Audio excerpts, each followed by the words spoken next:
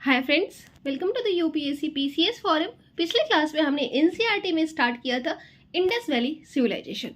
Indus valley civilisation मैंने पहले भी डिस्कस किया हुआ है कि ये पहला अर्बन सिविलाइजेशन था, जिसका जो रख रखाव था, जो प्लानिंग थी, वो काफ़ी ही हाईली एडवांस थी उस टाइम के रिगार्डिंग। तो हमने इसमें 10th नंबर तक क्वेश्चन देख लिया था। आज हम देखेंगे 11th नंबर क्वेश्चन से।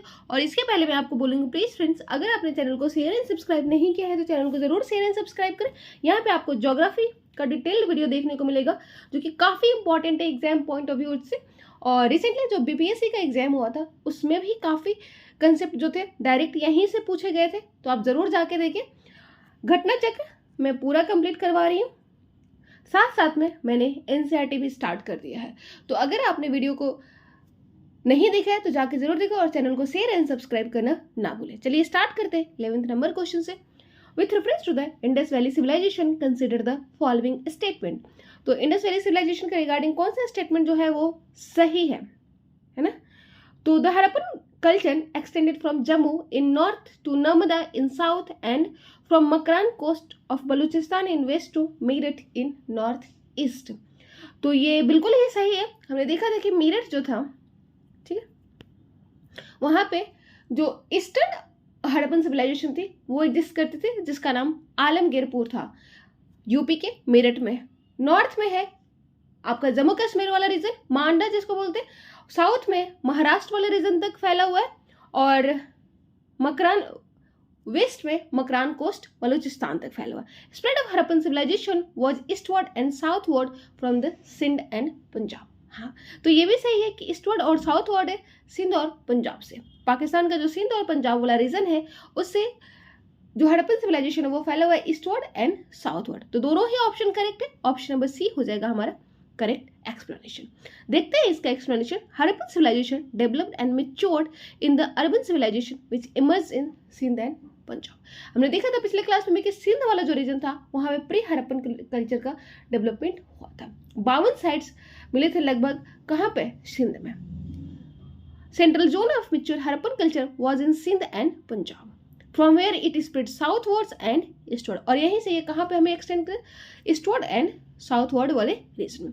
इस extended from Jammu in north में जम्मू तक ये फैला हुआ, to Narmada estuary in south. In this way Harappan culture covered parts of Punjab, Haryana, Sindh, Balochistan, Gujarat, Rajasthan and the fringe of western Uttar Pradesh. ठीक है, नेक्स्ट अब देखेंगे टाउन प्लानिंग और स्ट्रक्चर देखेंगे हड़प्पन सिविलाइजेशन का। और हड़प्पन सिविलाइजेशन का जो टाउन प्लानिंग था वो काफी एडवांस था, और ये किस पैटर्न पे था? ये पैटर्न था ग्रिड पैटर्न पे। मतलब जो टाउन थे एक दूसरे को कट कहाँ पे कर देते? राइट एंगल्स पे। तो Indus valley civilisation which placed on the banks of which of the following river. तो इंडस वैली सिविलाइजेशन जो था वो कौन से रिवर पे फैली हुई थी? तो कोई एक स्पेसिफिक रिवर तो नहीं थी, ठीक है।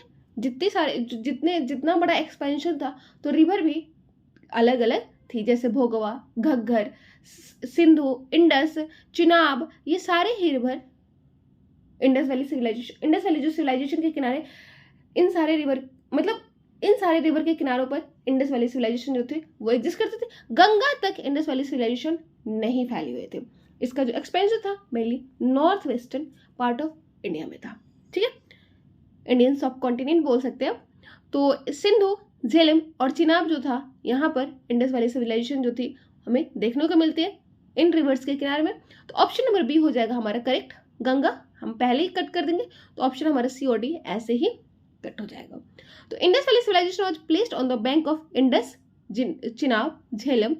The prominent sites of civilisation such as Chanhudaro और Mohenjodaro was situated on the Indus river. तो ध्यान में रखेंगे, इंडस रिवर के किनारे प्रोमिनेंट जो थी वो क्या थी? चानुदोडो और मोहनजोदाड़ो थी। हड़प्पा रावी रिवर के किनारे एग्जिस्ट करती थी। जम्मू कश्मीर का जो साइड था वो था झेलम रिवर के किनारे। पंजाब के जो साइड्स थे वो चिनाब रिवर के किनारे एग्जिस्ट करते थे।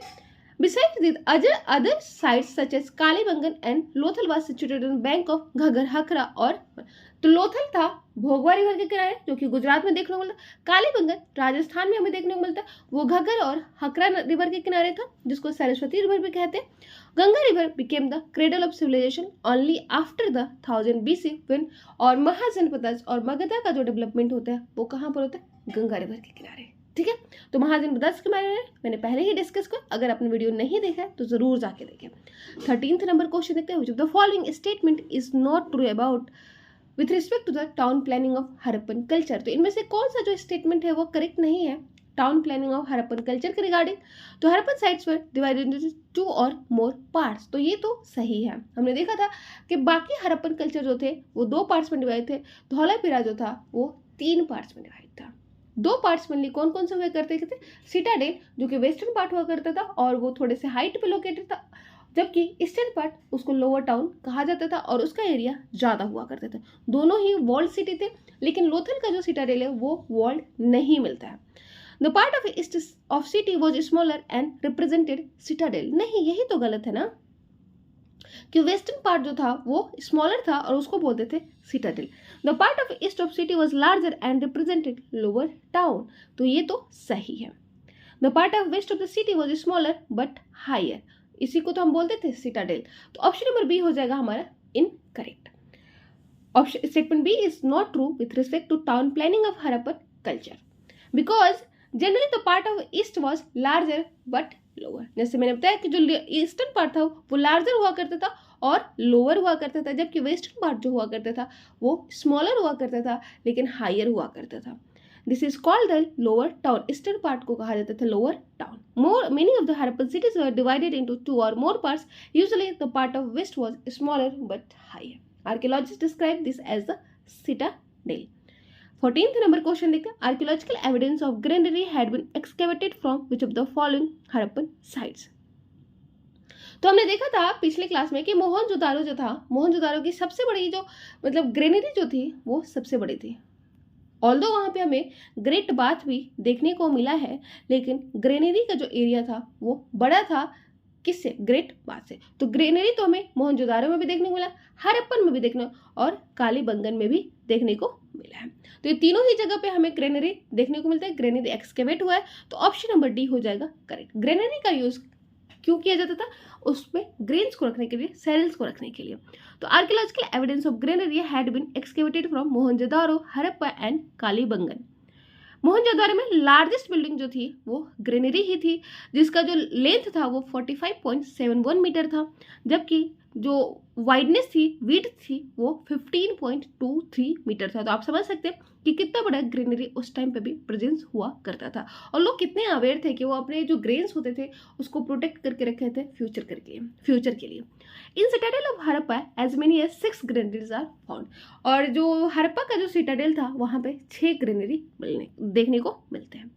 There are also for threshing grains in rows of circular brick platform. Kalibangan जो कि राजस्थान में है, also the brick platform have been found, which indicate they had been used for granaries. brick platform हम कहाँ देखने को मिलता है, कालीबंगन में। कालीबंगन का मतलब होता है ब्लैक बेंगल्स, ठीक है। 15th नंबर क्वेश्चन देखते हैं,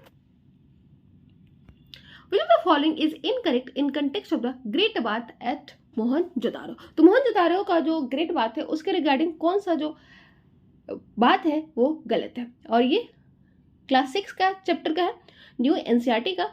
तो देखते हैं, the great bath was a special tank which that was lined with bricks coated with plaster. हाँ, यही तो इनकी सबसे अच्छी नीति थी ना, इसी वजह से तो ये काफ़ी ही अर्बनाइज्ड रीजन था, क्योंकि जो ग्रेट बाथ था वो एक स्पेशल टैंक हुआ करता था जो कि लाइंड हुआ करता था, ब्रिक्स उसमें रहते थे और कोटेड जो था वो प्लास्टर से। तो ये तो ऑप्शन बिल्कुल ही करेक्ट है। The great bath was made with water tight with the use of natural tar, ये भी ऑप्शन सही है। There were steps leading down to great bath from the 2 sides and there were room on all sides. सोचिए आप कि कपड़े change करने के लिए वुमेन्स के लिए कितना अच्छा व्यवस्था किया गया था कि वहाँ पे रूम्स चारों तरफ बने हुए थे। उसके बावजूद 2 साइड से सीढ़ियाँ थी, उस ग्रेट बाथ में उतरने के लिए मास बाथिंग होती थी तो वहाँ 2 साइड से सीढ़ियाँ थी, तो ये भी ऑप्शन सही है। Water was probably brought in from river and drained out after use. नहीं, वाटर रिवर से नहीं लाया जाता था, वेल से लाया जाता था ना। Water was brought from the well. ये जो हड़प्पन सिविलाइजेशन था ना, ये मेनली सेमी एरिड रीजन में लोकेटेड था, ठीक है। सेमी एरिड रीजन में लोकेटेड, तो ये भी ध्यान रखेंगे। ऑप्शन नंबर डी हो जाएगा इनकरेक्ट, क्योंकि वाटर जो था ग्रेट बाथ का वो किससे लाया जाता था, वो लाया जाता था वेल से लाया जाता था और ड्रेन कर दिया जाता था आफ्टर यूज कर। अकॉर्डिंग टू आर्कियोलॉजिस्ट के अनुसार क्या था, great bath was massive structure used by wealthy and prominent people for ritualised bathing. जैसे कि मास बाथिंग अभी भी होता है, कुंभ का मेला आपने देखा होगा कि कितना मास बाथिंग लोग करते हैं, गंगा सागर में लोग जाके करते हैं मकर संक्रांति के टाइम पे, तो इस टाइप का ही मास बाथिंग उस टाइम पे भी हुआ करता था, रिचुअल बाथिंग हुआ करता था। It was large rectangular tank in a courtyard surrounded by corridor on all 4 sides. 16th number question देखते हैं, consider the following statement with reference to the Indus valley civilisation. तो इंडस वैली सिविलाइजेशन के regarding हमें statement को देखना है। The houses in the Harappan culture were arranged in a grid pattern. ये तो मैंने पहले भी बताया था कि यही तो उनकी कैरेक्टरिस्टिक्स हुआ करती थी ना, कि हरप्पन कल्चर जो होता है वो एक ग्रिड पैटर्न पे बने थे। हाउसेस जो है वो एक दूसरे को कहाँ पे करती थी, 90 डिग्री एंगल पे कट करती थी। The road cut across at right angle and the city was divided into several blocks. Road जो है एक दूसरे को किस पे कटती थी, राइट एंगल्स पे, और सिटी जो सेवरल ब्लॉक्स में बटे हुए थे। Lower town was made up of BRICS houses which were inhabited bye ruling class. नहीं, रूलिंग क्लास लोअर टाउन में नहीं मिलते थे, ठीक है। तो ऑप्शन नंबर 1 और 2 जो हो जाएगा वो करेक्ट हो जाएगा, क्योंकि लोअर टाउन इनहेबिट होता था किससे, जो कॉमन पीपल थे हुआ करते थे, तभी तो उसका एरिया था वो बड़ा था, ठीक है। तो ऑप्शन नंबर हमारा 1 एंड 2 दोनों ही करेक्ट हो जाएगा, ऑप्शन नंबर ए हो जाएगा। तो इंडस वैली सिविलाइजेशन, इसको हड़प्पन सिटी भी कहा जाता है। रिमार्केबल अरेंजमेंट था, हाउसेस का ग्रिड पैटर्न सिस्टम था, जहां पर जो रोड थे वो एक दूसरे को कट करते थे 90 डिग्री राइट एंगल पे कट करते थे एक दूसरे को। And city was divided into so many blocks. City जो थे कई सारे ब्लॉक्स में डिवाइड हुआ करते थे, और ये कैरेक्टरिस्टिक था इंडस वैली सिविलाइजेशन के। जितने ही सारे मतलब हाउसेस मिले हैं, जितने सारे जो शहर थे, वो मेनली उनका ये ऐसा ही कैरेक्टरिस्टिक था, उनका ऐसा ही सेटलमेंट था। लोअर टाउन इनहेबिट होता करता था कॉमन पीपल के। रूलिंग क्लास जो रहते थे वो तो स्मॉलर एरिया और हायर एरिया में रहेंगे ना, यही तो होता है, यही तो डिस्क्रिमिनेशन कहीं ना कहीं क्रिएट करता है। तो वो सिटाडेल में रहा करते थे, एक्रोपोलिस में। वैसे रूलिंग क्लास एग्जिस्ट करती थी कि नहीं, इसका अच्छे से रेफरेंस अभी तक नहीं मिला है। 17th नंबर क्वेश्चन देखते हैं, consider the following statement with reference to the town planning and structure of the Indus valley civilisation. तो largest granary is found in Mohenjodaro which measured 45.71 metre in length and 15.23 metre in width. तो ये तो सही है, ये तो हमने कई बार देख लिया कि सबसे ज्यादा जो ग्रेनरी, सबसे बड़ी जो ग्रेनरी कहाँ पे मिलती थी, इंडस वैली सिविलाइजेशन के मोहनजोदारो में मिलती थी, ठीक।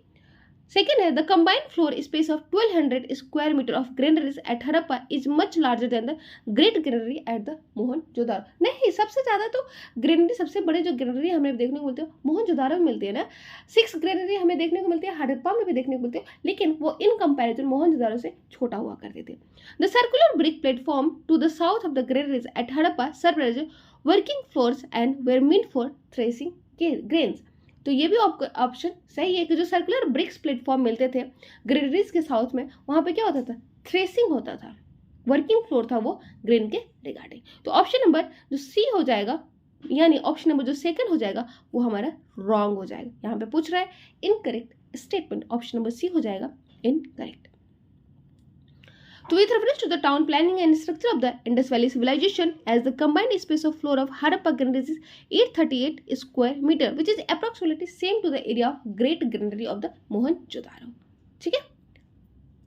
18th नंबर क्वेश्चन देखते हैं, with reference to the citadel, consider the following statement. Citadel के रिगार्डिंग हमें बताना है कि क्या है सही। तो the citadel was located on the west, in the west to the city, which was smaller and higher. तो ये तो सही ही है। The citadel had a distinctive structure called warehouse. तो citadel में क्या, एक डिस्टिंक्टिव स्पेस होता था जो क्या करता था, वेयर हाउस का काम करता था। तो ऑब्वियसली ये भी सही है। The great bath was also located in citadel, और ग्रेट बाथ में ही तो क्या होता था, बाथिंग होता था ना। जो पीपल्स हुआ करते थे, जो बड़े लोग हुआ करते थे, वो इस सिटाडेल के जो ग्रेट बाथिंग थी वहां पे मास बाथिंग किया करते थे। तो ऑप्शन नंबर 1, 2, 3 तीनों ही करेक्ट है। तो हमारा जो आंसर हो जाएगा वो डी हो जाएगा। All the statement are correct regarding citadel. Citadel के रिगार्डिंग सारे ही स्टेटमेंट करेक्ट है। हड़प्पन सिटीज जो होते हैं यूजुअली 2 पार्ट में डिवाइड होता था, ये हमने कई बार डिस्कस कर लिया, एक्सेप्ट धौलावीरा जो कि 3 पार्ट में डिवाइड होता था। अपर टाउन को हम कहते थे सिटाडेल, जो कि स्मॉल होता था, लोअर टाउन बड़ा एरिया में होता था, उसको लोअर टाउन कहते थे। Citadel occupied western and in of the sides habitation site for member of ruling class. तो यहाँ पे ऐसा माना जाता है कि जो मेंबर होते थे रूलिंग क्लास के वो वहाँ पे इनहेबिट करते थे, रहते थे, जबकि ईस्टर्न पार्ट में जो लोअर टाउन हुआ करते थे वो कॉमन पीपल के द्वारा रहा जाता था। ठीक है। Structure having public importance such as granary, great bath, warehouse, ये सारे ही चीज सिचुएटेड थी कहाँ पर, सिटाडेल में। वेयर मतलब ग्रेट बाथ के अलावा warehouse was also distinctive structure on the citadel. It was a massive structure of which the lower brick portion remains while the upper portion. और जो upper portion बना होता था वो मेनली किसका बना होता था, वुड का बना होता था. 19th नंबर क्वेश्चन देखते. The burnt brick were used in construction of building in which of the following civilization. तो बर्ट ब्रिक का यूज कहाँ पे किया जाता था, कौन से सिविलाइजेशन में यूज किया जाता था, तो वो मेनली यूज किया जाता था हड़प्पा और मेसोपोटामिया का जो सिविलाइजेशन था वहाँ पे यूज किया जाता था. ये दोनों ही सिविलाइजेशन जो थे एक दूसरे के कंटेम्प्रेरी हुआ करते थे और बर्ट ब्रिक का यूज दोनों में ही हमें देखने को मिलता है. मेसोपोटामिया में burnt brick have been used but in smaller scale than that of Harappa. Mesopotamia में यूज तो किया गया है बर्ट ब्रिक को, लेकिन वो स्मॉलर नंबर में यूज किया गया हड़प्पा के अलावा, जबकि इजिप्ट में ड्राइड ब्रिक्स का यूज किया जाता था. ठीक है, बर्न ब्रिक नहीं होती थी, जो ब्रिक्स बनाया जाता था उसको ड्राई सुखा दिया जाता था और वहां पे यूज किया जाता था. कहाँ पे, इजिप्ट में. और ये है हमारा class 11th class old NCERT में दिया हुआ है. 20th नंबर क्वेश्चन देखते हैं. Consider the following statement with reference to the drainage pattern of Harappan cities. तो हड़प्पन सिटीज के ड्रेनेज के रिगार्डिंग हमें बताना है कि कौन सा स्टेटमेंट जो है वो करेक्ट है. Most of the house big और small had its own courtyard and the bathroom. Water flowed from the house to street which did not have drains. And third, the remains of street and drains have also been found in Banawali. तो इसमें से हम बहुत easily ये कर सकते हैं क्योंकि हमें पता है कि ये फर्स्ट अर्बन सिविलाइजेशन थी फर्स्ट, और यहाँ का जो कंस्ट्रक्शन था बड़ा ही एडवांस लेवल का था. तो यहाँ पे बोल रहा है ऑप्शन बी में कि water flowed from the house to street which did not have drains. नहीं, वाटर फ्लो करती थी, कनेक्टेड होती थी. जो घरों के जो ड्रेन्स होते थे वो स्ट्रीट के ड्रेन से कनेक्टेड होते थे. तो वाटर जो फ्लो करता था वो डायरेक्ट स्ट्रीट के ड्रेन में जाता था, ना कि रोड्स पे जाता था. तो ऑप्शन नंबर 2 तो यहीं पे इनकरेक्ट हो जाता है. ऑप्शन नंबर बी हो जाएगा इनकरेक्ट. यहाँ पे इनकरेक्ट ही पूछ रहा था. बाकी most of the houses big और small had its own courtyard और बाथरूम, ये सही है. और बनावली रिमेन्स ऑफ स्ट्रीट और ड्रेन्स हमें बनावली में भी देखने को मिलता है. तो ऑप्शन नंबर बी हो जाएगा हमारा इनकरेक्ट. बाकी दोनों ही सही है. बनावली हरियाणा में देखने को मिलता है. With reference to the drainage pattern of Harappan city as water flowed from the house to the street which had drains. Sometimes these drains were covered with bricks and sometimes with stone slabs. तो कभी-कभी ये जो drains हुआ करते थे या तो brick से कवर हुआ करते थे और कभी-कभी स्टोन स्लैब से. The street drain were equipped with manholes. और स्ट्रीट ड्रेन में हमें देखने को मिलता है मैन होल्स. तो हमारा ऑप्शन नंबर जो सेकंड हो जाएगा वो इनकरेक्ट हो जाएगा. एग्रीकल्चर और डोमेस्टिकेशन से रिगार्डिंग हम नेक्स्ट क्लास में देखेंगे. आई होप आपको यहाँ तक अच्छा लगा होगा. अच्छा लगे तो हमारे चैनल यूपीएससी पीसीएस फॉर्म को ज्वाइन कर सकते हैं. Thank you so much.